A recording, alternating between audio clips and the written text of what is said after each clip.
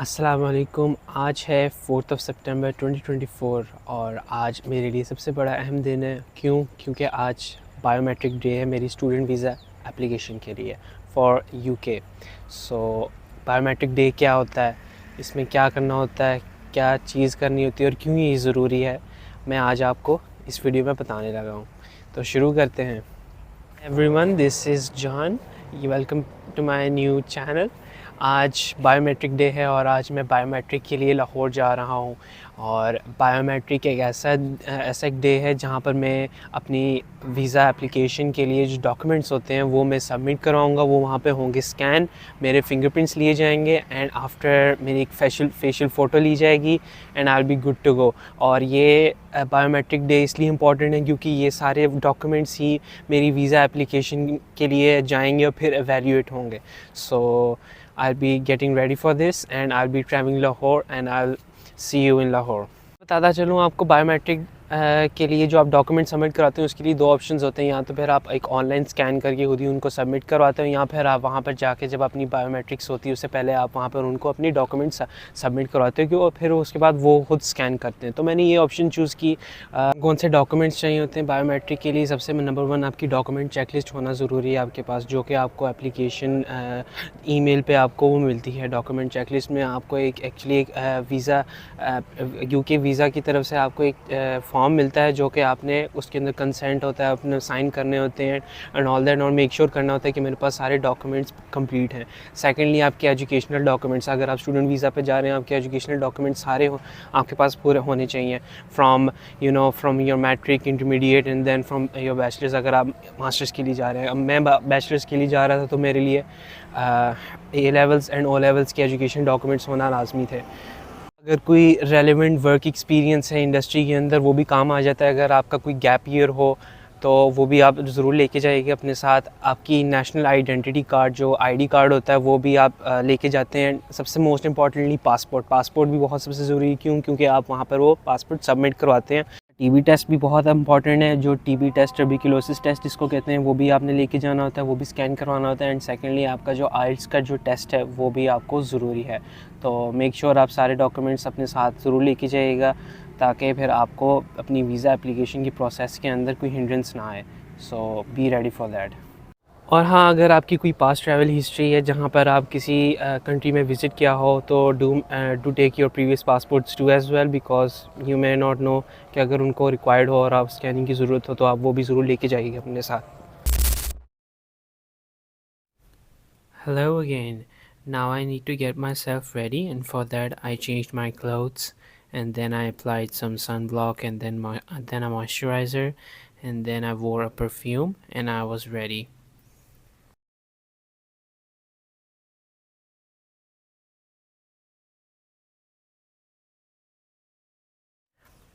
Off I go to Lahore, just making sure that I have everything in my bag, my passport, my all other documents, my education documents and other things just in my bags, my mobile phone with me, and I'm good to go.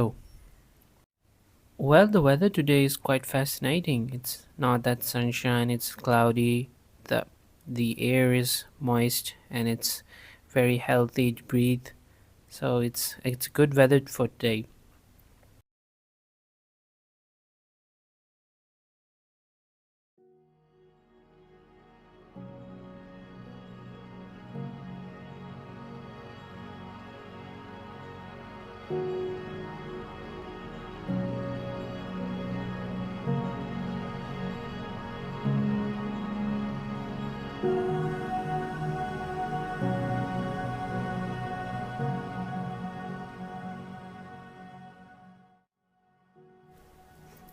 And finally, I reached to the bus terminal. This is the front bus is the one in which I'm going to Lahore.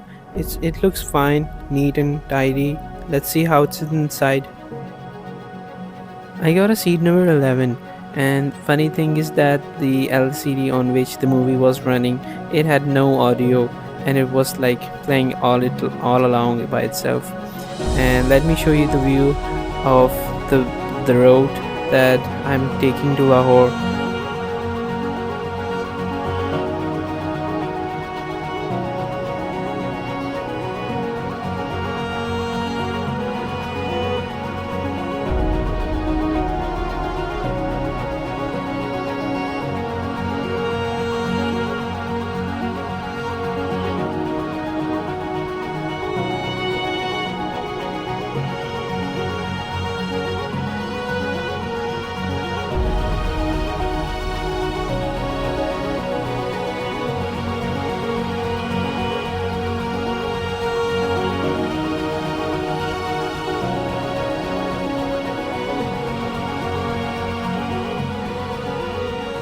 So finally, we have reached to Lahore. It was a 2 hour journey.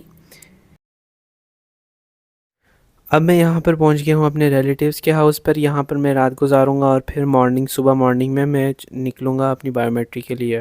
तो सुबह मेरी appointment है 9 o'clock। सुबह सुबह जल्दी से उठा, नाश्ता किया, फ्रेश हुआ और फिर निकल पड़ा मैं अपने लिए अपने अपॉइंटमेंट लोकेशन की तरफ।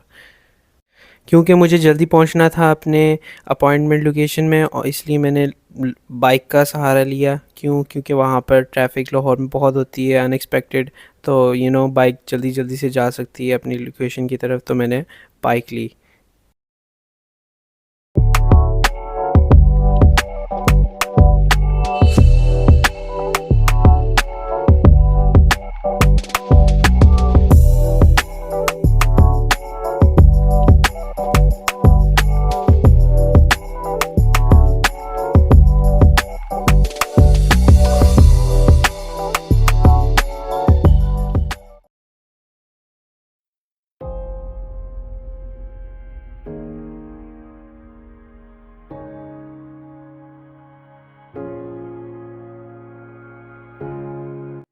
अब मैं फ़ाइनली पहुंच गया यहाँ पे वीज़ा एप्लीकेशन सेंटर। यहाँ पर अब अनफॉर्चुनेटली मोबाइल अलाउड नहीं है, तो मैं अंदर से रिकॉर्डिंग नहीं कर सकता। बट मैं आपको यहाँ से जैसे ही निकलूँगा और मैं आपको फिर डिटेल में बताऊँगा कि अंदर क्या हुआ था, कैसा प्रोसेस किया था मेरा, और रिव्यू दूँगा कि ये एप्लीकेशन सेंटर लाहौर में कैसा है।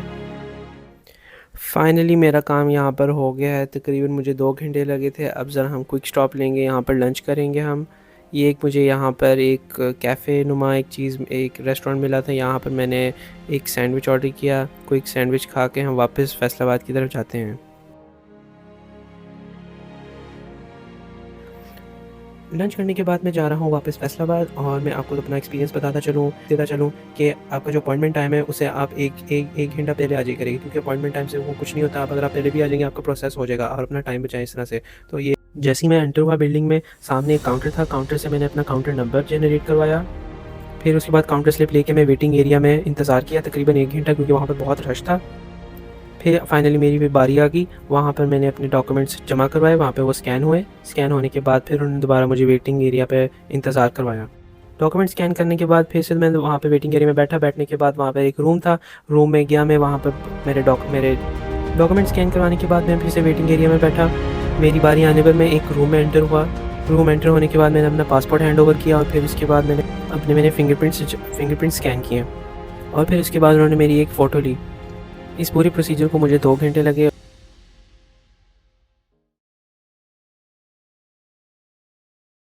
एंड फाइनली मैं अपने घर वापस पहुंच गया after a long journey. And thanks for watching.